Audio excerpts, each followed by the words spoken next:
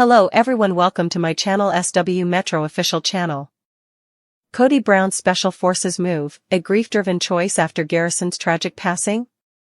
The idea that Kody, a man whose life has played out on TLC's Sister Wives for over a decade, might make such a radical decision after suffering one of the deepest losses a parent can endure, deserves deep exploration because it touches not only on the themes of grief and family but also on identity, masculinity, and redemption. Kody Brown has always been a polarizing figure, loved by some fans for his openness and ambition to create a blended polygamous family, yet criticized by others for the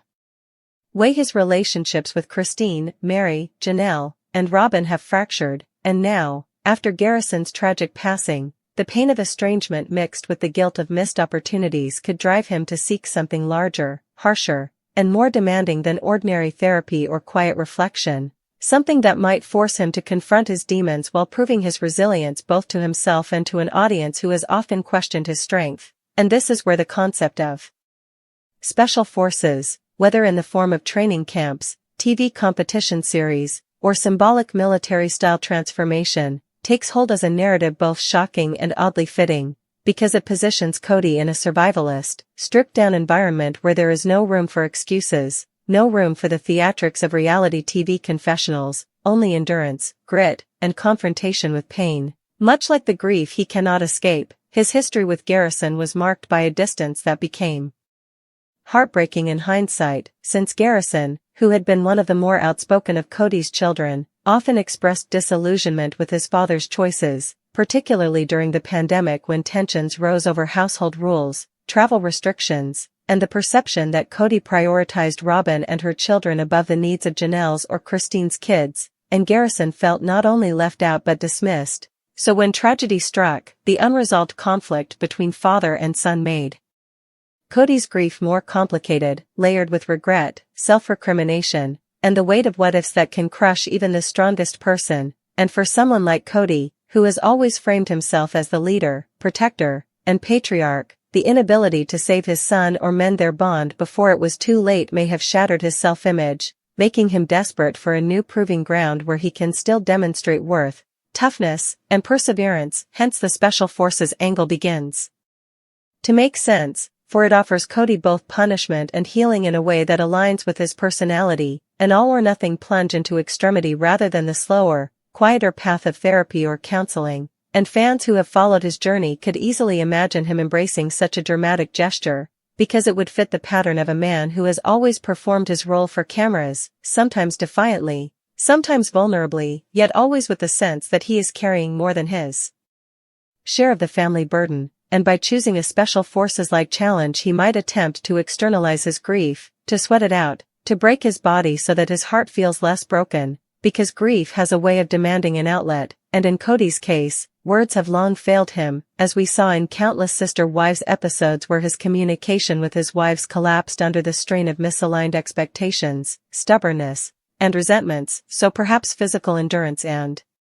suffering become the language he can understand when words are insufficient. To step into a Special Forces-style environment would also allow Kody to symbolically restart, to strip away the trappings of polygamous patriarch, failed marriages, and estranged children, and simply be a man facing the raw elements of survival. And while some may scoff at the theatrics, it's not so different from how others have coped with loss by climbing mountains, running ultramarathons, or joining causes bigger than themselves. Because when grief feels uncontainable, it demands something equally large and consuming, but there's also a deeper layer worth considering, which is whether this choice is less about personal healing and more about public image, because Kody has always been conscious of how he is perceived. And after Garrison's passing, criticism online intensified, with many blaming Kody for neglect, favoritism, and harsh words that deepened family fractures. And in that sense, a bold move into Special Forces terrain could be his way of reclaiming narrative power, showing fans that he is not the coward or villain they paint him as, but a man willing to endure suffering and transformation in the most brutal conditions, a man willing to pay for his failures by putting himself through trials designed to break ordinary people. And this too aligns with his past statements about wanting respect, about craving acknowledgement of his authority and sacrifice. For what better way to demand respect than to walk through fire, literally or figuratively, and survive? But grief, especially grief from losing a child, is not something one can conquer with push-ups, obstacle courses, or cold water plunges. And therein lies the complexity of Kody's potential decision, because while Special Forces training could provide temporary distraction and physical catharsis, the real work of grieving requires vulnerability, humility, and reconnection, things Kody has historically struggled with, and fans might wonder whether such a move is ultimately avoidance disguised as healing, whether he is running into the arms of punishment rather than into the arms of his surviving children, who may need him more than ever. Yet even avoidance can have meaning, because sometimes people must break themselves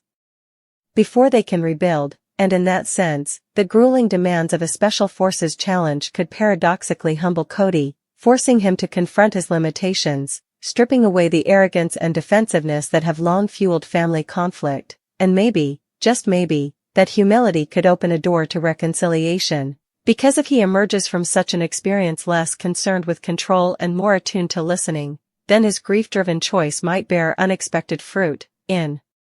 practical terms, there is also the possibility of a TV collaboration, since Sister Wives has thrived on drama but faces uncertain future arcs now that 3 of the 4 marriages are dissolved, and a spin-off featuring Kody's Special Forces journey could serve as both spectacle and therapy, a way for TLC to monetize tragedy while allowing Kody to narrate his pain in a framework of survival. And while that may sound exploitative, reality television has always blurred the line between authenticity and performance, and Kody has always been both a grieving father and a man aware of cameras, so his Special Forces move might simultaneously be sincere healing and strategic rebranding, because he is both human and TV personality. Furthermore, there's the gendered aspect, because men in particular are often encouraged to process grief through action rather than words, to channel pain into exertion rather than vulnerability, and Kody, raised in a faith and culture where patriarchal roles dominate, might find comfort in this more masculine outlet for sorrow, even if it doesn't address the emotional nuances directly, and his wives and children might see it differently, some rolling their eyes at the theatrics, others perhaps quietly hoping it shakes something loose in him, while fans themselves may be divided, with some cheering his toughness and others accusing him of turning tragedy into spectacle. Yet regardless of reception, the psychological truth remains that grief needs movement, and for Kody, who has lost not only a son but also the family structure that once defined him, Special Forces becomes a metaphor for the battle within, a battle he cannot afford to lose, and as he straps on boots, faces mud, cold, exhaustion, and pain, he might imagine himself beside Garrison, a young man who once wore a uniform, who once spoke of duty, service, and independence, and in that imagined companionship, Kody might finally find a sliver of connection, a way to honor the son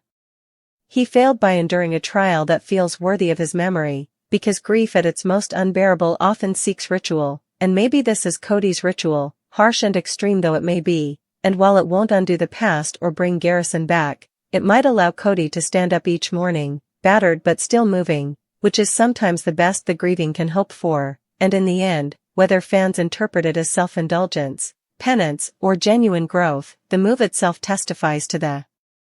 depth of his loss, because only something that profound could drive a man like Kody Brown, already controversial, already hardened by family wars, to step into the unforgiving crucible of Special Forces training, hoping that on the other side of pain lies not just survival, but some fragile thread of redemption.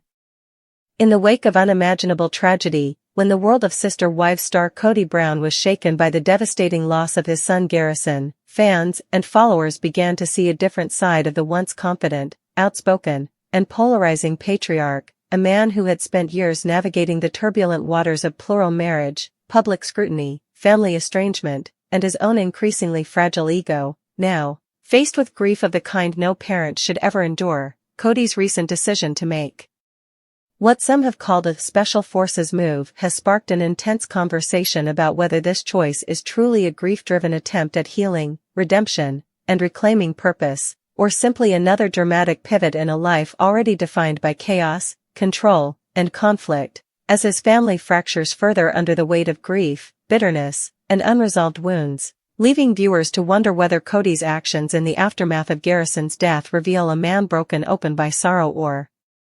one still clinging desperately to the spotlight, attempting to rewrite his narrative in the only way he knows how, by making bold, attention-grabbing moves that command discussion across tabloids, fan groups, and the reality television stage that has both made him and destroyed him. For years, Kody's persona has been rooted in his ability to project dominance and confidence, whether through his notorious outbursts, his endless lectures to his wives and children, or his infamous hair, which symbolically unraveled in tandem with his family. And yet, when tragedy struck with Garrison's passing, suddenly the tone shifted, not only in how Kody presented himself but also in how others perceived him, as many began asking whether he finally realized the true consequences of his fractured family dynamics, his estrangement from children who had repeatedly accused him of favoritism, neglect, and hypocrisy, and his inability to bridge the growing chasm between himself and those who once looked to him as a leader. The grief was raw, public, and impossible to hide, even for a man like Kody who has long tried to frame every situation in a way that places him at the center of the drama but also the center of control. And it is within this rawness that his so-called Special Forces move emerges as a fascinating turning point. For what does it mean for a man in his mid-50s?